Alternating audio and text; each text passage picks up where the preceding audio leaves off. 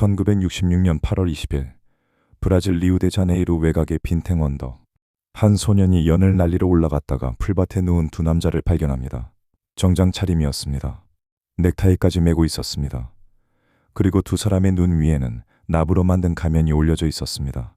옆에는 빈 물병 하나, 젖은 수건 두 장, 그리고 작은 수첩이 놓여 있었습니다.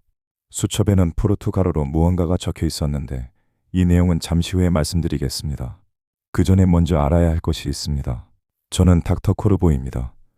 오늘은 거의 60년 가까이 미해결로 남아있는 브라질의 기이한 사건 하나를 이야기해 보겠습니다. 보통 미해결 사건이라고 하면 증거가 부족하거나 용의자가 너무 많거나 수사가 미숙한 경우가 대부분입니다. 그런데 이 사건은 다릅니다. 증거는 있었습니다. 시체도 있었고 유품도 있었고 목격자도 있었습니다. 문제는 그 모든 증거가 하나의 이야기로 합쳐지지 않는다는 것이었습니다. 빈탱 언덕은 니테로이시에 있는 언덕입니다. 니테로이는 리우데자네이루만 건너편에 위치한 도시로 1960년대 당시에는 브라질의 산업화가 한창이던 시기였습니다. 공장이 들어서고 기술자가 필요하고 전자기기를 다룰 줄 아는 사람이 귀한 시대였습니다. 죽은 두 남자, 마누엘 페레이라 다크루스와 미겔 조제 비아나는 바로 그런 사람들이었습니다. 캠퍼스 도스 고이타카제스라는 리우데자네이루 북동쪽 도시에서 전자기기 기술자로 일하던 평범한 직장인이었습니다. 가정이 있었고 직업이 있었고 동료가 있었습니다. 누가 봐도 특별할 것 없는 두 사람이었습니다. 그런데 이 두 사람이 정장을 입고 납가면을 쓰고 외진 언덕 꼭대기에서 죽어 있었습니다. 사건의 시작은 8월 17일입니다. 시체가 발견되기 4일 전이었습니다.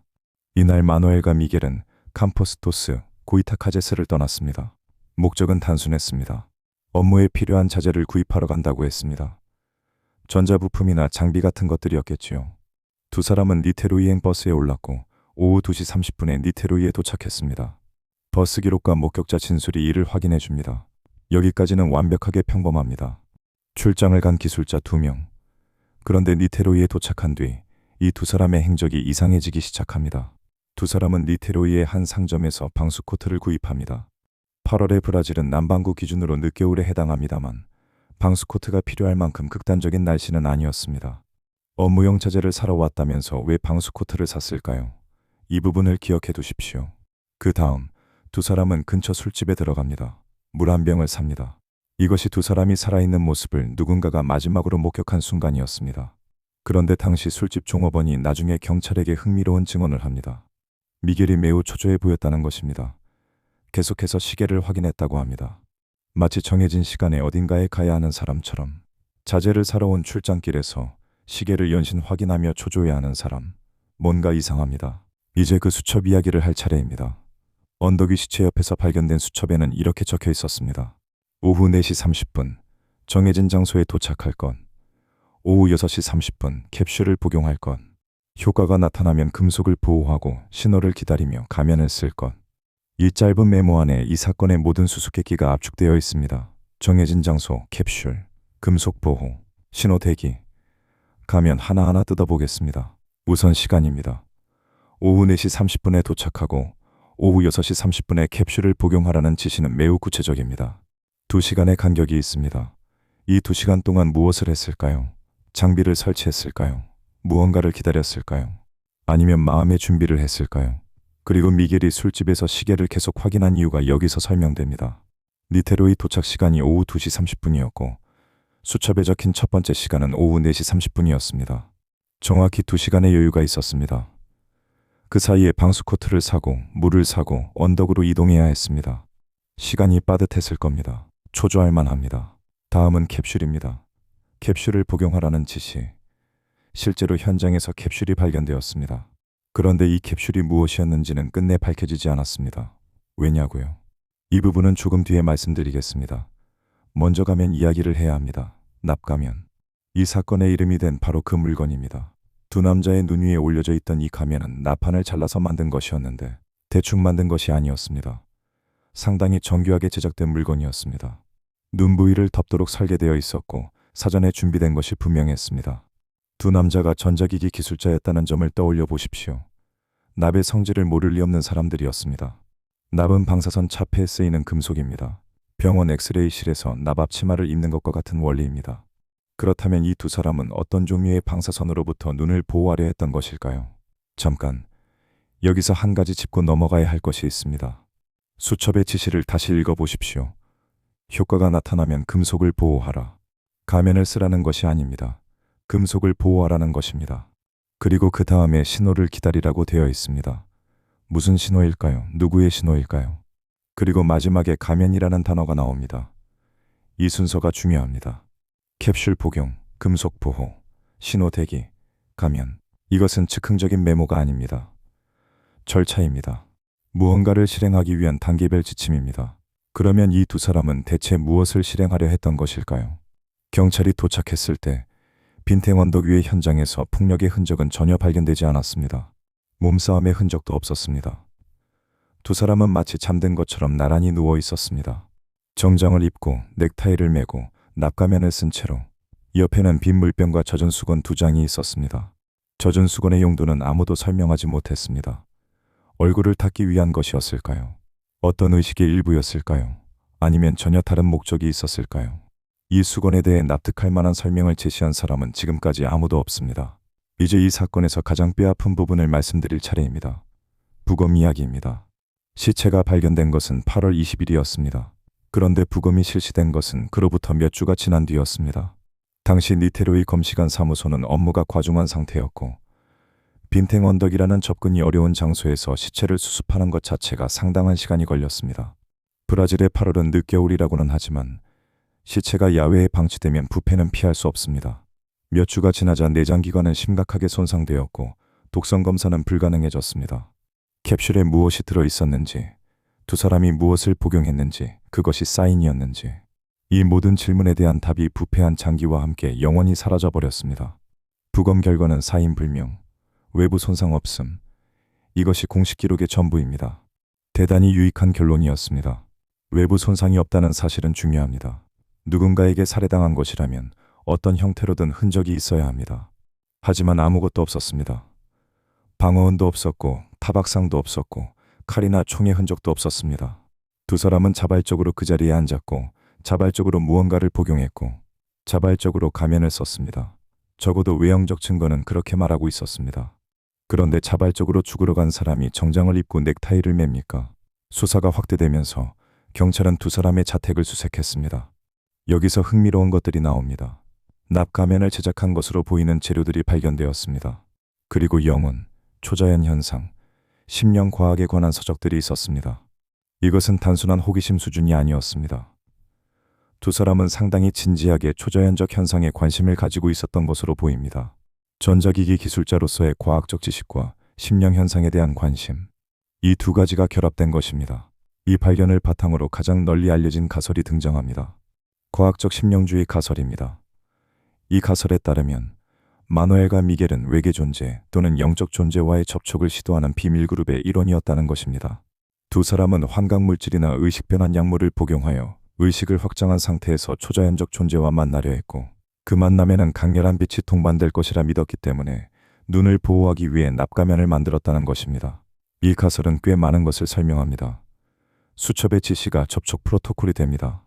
정해진 시간에 정해진 장소에서 캡슐을 복용하고 장비를 보호하고 신호를 기다리는 것. 방수코트는 알 수 없는 환경적 위험으로부터 몸을 보호하기 위한 것이 됩니다.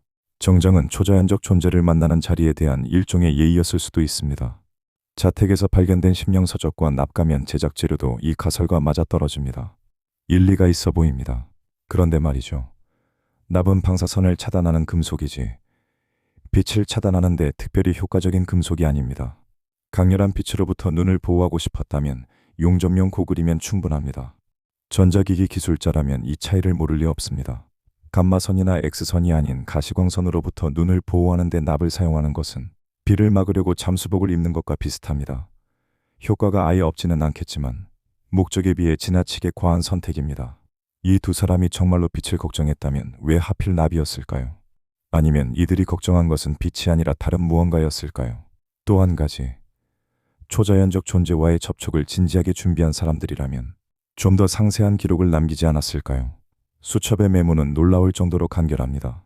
시간, 장소, 캡슐, 금속, 신호, 가면. 이것이 전부입니다. 어떤 존재를 만나려 했는지, 어떤 신호를 기대했는지, 캡슐의 정체가 무엇인지, 이런 핵심적인 정보는 어디에도 없습니다. 마치 이미 모든 것을 알고 있는 사람이 최소한의 체크리스트만 적어둔 것 같습니다. 아니면 나머지 정보를 적어둔 다른 기록이 있었는데 누군가가 가져간 것일 수도 있습니다. 이 부분을 주목해 주십시오. 현장에는 두 사람밖에 없었습니다. 적어도 발견 당시에는 그랬습니다. 하지만 이 두 사람이 처음부터 단둘이었다는 증거는 없습니다.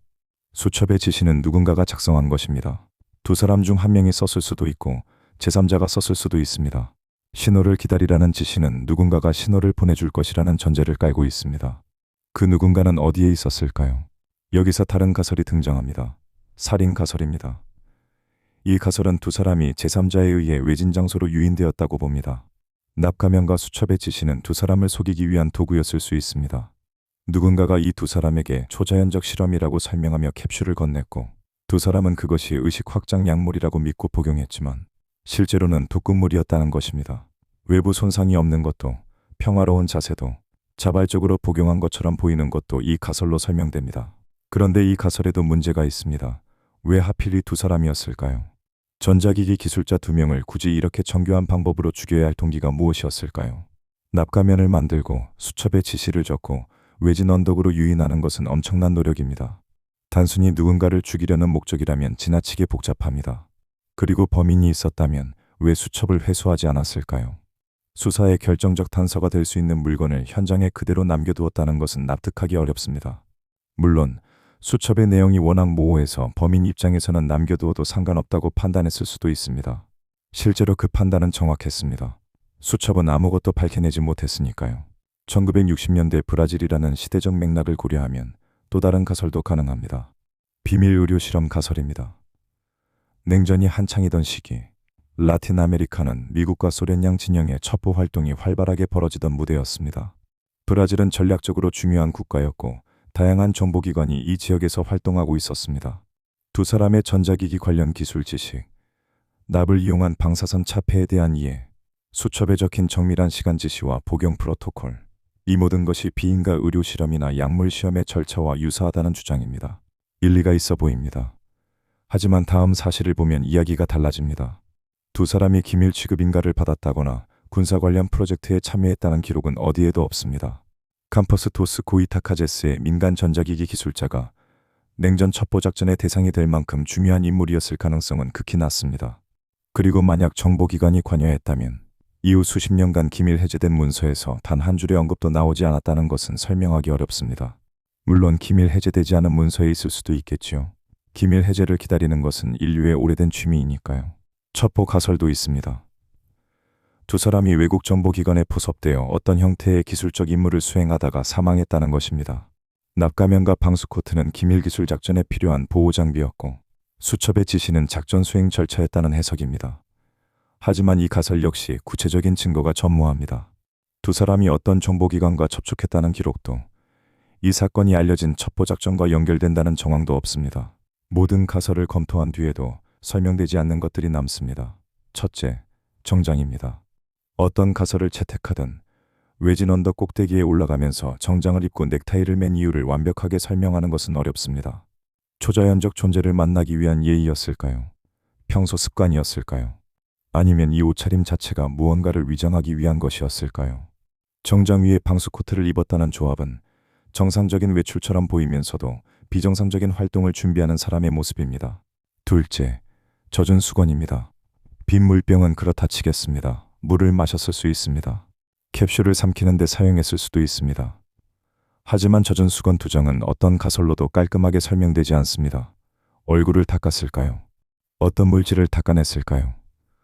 의식의 일부였을까요?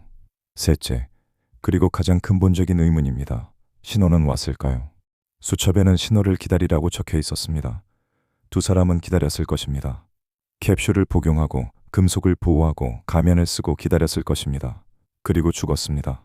신호가 와서 죽은 것일까요? 아니면 신호가 오지 않아서 죽은 것일까요? 아니면 신호 따위는 처음부터 존재하지 않았고 캡슐의 독성이 그들을 죽인 것일까요? 우리는 모릅니다. 영원히 모를 것입니다. 이 사건이 영원히 미의 길로 남게 된 결정적 원인은 결국 부검의 지연입니다. 몇 주만 더 빨랐어도 캡슐의 정체를 알 수 있었을 것입니다. 독극물이었는지 환각제였는지 아니면 전혀 무해한 물질이었는지, 사인이 약물 중독이었는지 심장마비였는지 아니면 완전히 다른 무언가였는지, 이 모든 답이 두 사람의 장기 안에 있었고 그 장기는 브라질의 늦겨울 공기 속에서 조용히 분해되어 갔습니다. 검시관 사무소가 바빴기 때문입니다. 인류 역사상 가장 비싼 업무 지연이었을 수도 있습니다. 이 사건은 공식적으로 미해결 상태입니다. 체포된 사람은 없습니다. 확정된 사인도 없습니다. 브라질 당국은 수사를 사실상 종결했습니다. 수십 년이 지나면서 이 사건은 초자연 현상 연구자들 사이에서 외계인 접촉 시도의 증거로 자주 인용되게 되었습니다. 수첩의 메모는 언어학적 분석, 상징적 해석, 암호 해독 시도의 대상이 되었지만 결정적인 의미를 밝혀낸 사람은 없습니다. 가끔 이런 생각을 합니다. 만약 부검이 제때 이루어져서 캡슐의 정체가 밝혀졌다면 이 사건은 해결되었을까요? 캡슐이 독극물이었다 해도 누가 왜 이런 정교한 방법으로 두 사람을 죽였는지는 미궁에 빠질 것입니다. 결국 이 사건에서 진짜 미스터리는 사인이 아닙니다. 동기입니다. 두 명의 평범한 기술자가 정장을 입고 언덕에 올라가 납가면을 쓰고 죽음을 맞이하게 만든 그 동기. 그것만은 어떤 부검으로도 밝혀낼 수 없는 것입니다. 1966년 8월의 어느 저녁, 빈탱 언덕 위에서 두 남자가 하늘을 올려다보고 있었을 것입니다. 납가면 너머로는 아무것도 보이지 않았을 것입니다. 그들이 무엇을 기다렸는지, 그것이 왔는지 우리는 알지 못합니다. 확실한 것은 딱 하나입니다. 무엇이 왔든 오지 않았든 두 사람은 다시 언덕을 내려오지 못했다는 것. 저는 닥터 코르보였습니다. 이런 이야기가 더 궁금하시다면 구독을 눌러주십시오. 저는 도망가지 않습니다. 다만 좀 느릴 뿐입니다. 수백 년을 살면 서두를 일이 없어지거든요.